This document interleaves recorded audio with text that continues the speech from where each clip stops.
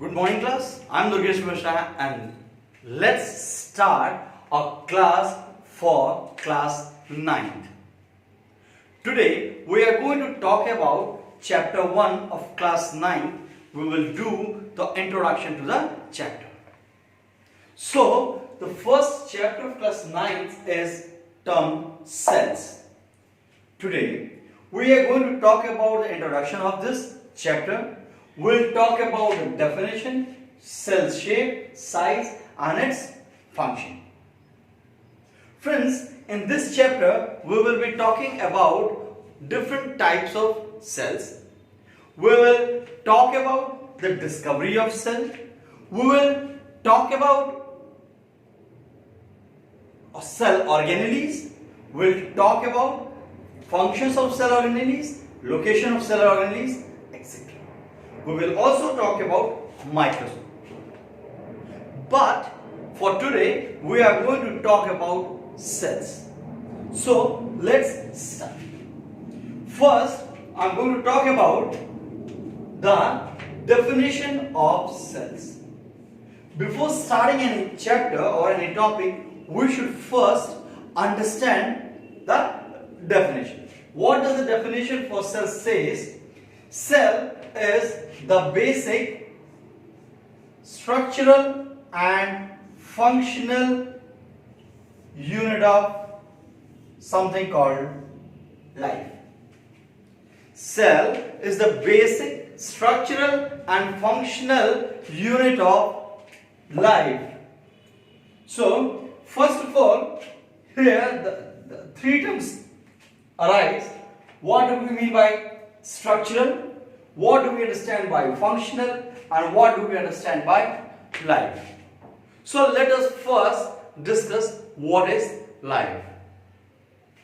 So life is something which shows a few characteristics. We define anything depending upon its characteristics. And what are the characteristics of life? Anything is said to be living or in life if it shows processes such as growth, repair, reproduction, respiration, etc. If any organism or maybe a cell which can show such processes is said to be living or said to be in life. And now coming back to the definition of cell, we say it is the basic structural and functional unit of life. Means this is the cell only which forms the basic structure of any living organism. For instance, you can take example of wall. If you see, if I ask you a question, what is the structural unit of wall? So you can say the bricks are the basic structural unit of wall. Why so? Because it is the wall brick out of which wall has been made. I mean to say, after joining too many bricks, a number of bricks, we have prepared a structure which we call a wall. Okay, so this is the basic structural unit of life. And also it is the basic functional unit of life. Later we will talk much about the functional unit of life, but for instance we can say when a structure is formed, the cell as a structure consists of many organelles, or we can say sub-organs such as nucleus, mitochondria, protoplast, chloroplast, lysosomes, etc., which combine together and function in such a way that it possesses life, in a way that cell can grow, repair, reproduce, respire, etc. If this structure is not to be maintained, there will be no function. And absence of this function, there will be no structure. So it is said that the cell is a basic structural and functional unit of life. Always remember these three things while defining a cell. Cell is the basic structural and functional unit of life. Now, it was in 1665 that a scientist called Robert Hooke, who was viewing a cork cell using simple microscope. Cork cell. Cork was generally used as bottle cap made up of wood. So while viewing cork under a simple microscope, he found a hexagonal structure in that. He found that the cork had a certain hexagonal structures.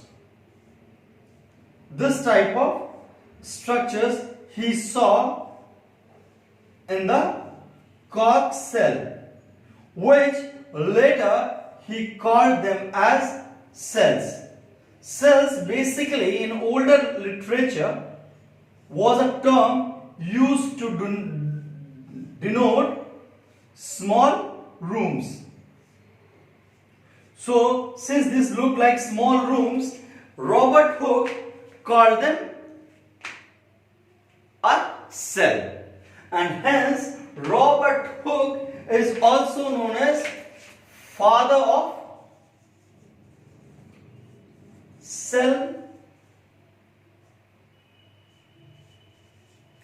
biology.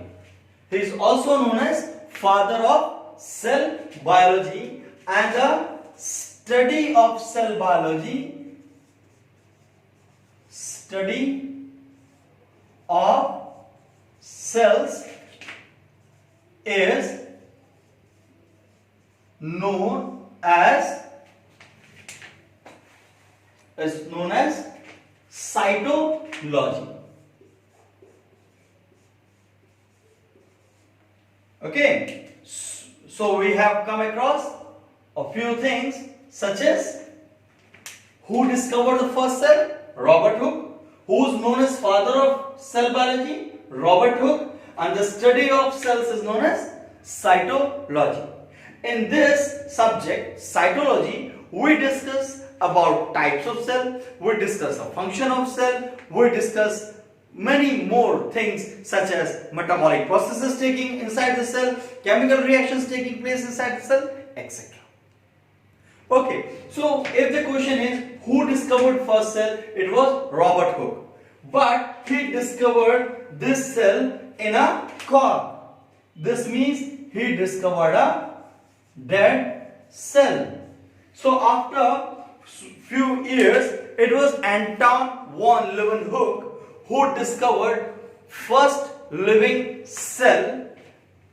Okay, so there are two questions, which are who discovered the first cell or who discovered the first dead cell? So that's Robert Hooke. And who discovered first living cell? That's Anton von Leeuwenhoek. Okay, now let us talk about shape and size of cells. So if we talk about shape of cell, so it's quite variable. If we see, or we can add one more topic, organization.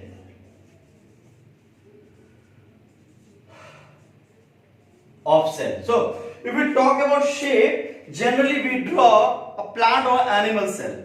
In this chapter we will be drawing a plant or animal cell as a general part, and that would be a oval or a rectangular in shape. But if we see other cells, it can be variable of shapes. The muscle cell has a different shape. A nerve cell is elongated. The epithelial cell is quite another shape. The eye cell is of another shape. So if we see or move across biology, across the living world, we'll find a variable shapes of cells, which will depend upon the organism in which it is present, the habitat of the organism, and the function it is going to perform. The organism which lives underwater will not have the same cell shape as the one living on land. It will be variable. Okay, then if we talk about organization, cell organization, so depending upon cell organization, an organism can be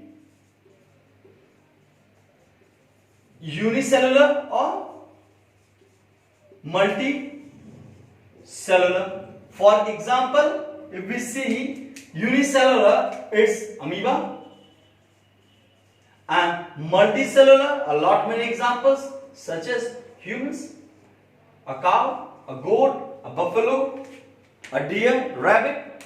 You can get a lot many examples of multicellular organisms. That means cell can withstand its structural and functional unit both as unicellular as in case of amoeba and multicellular as in case of humans. Okay, then size. The size of cell also depends on variable of characteristics. For example, if we see one of the small cells, amoeba, though it's not the smallest cell, the smallest cell is PPLO. This is the smallest cell. This is the smallest cell, and this is the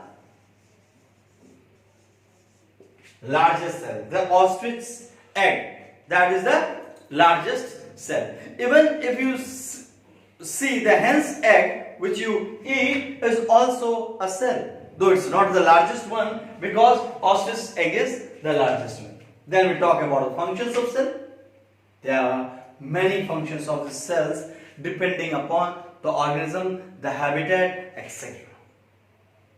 The location of the cell. If we talk about different organisms, cells have different functions.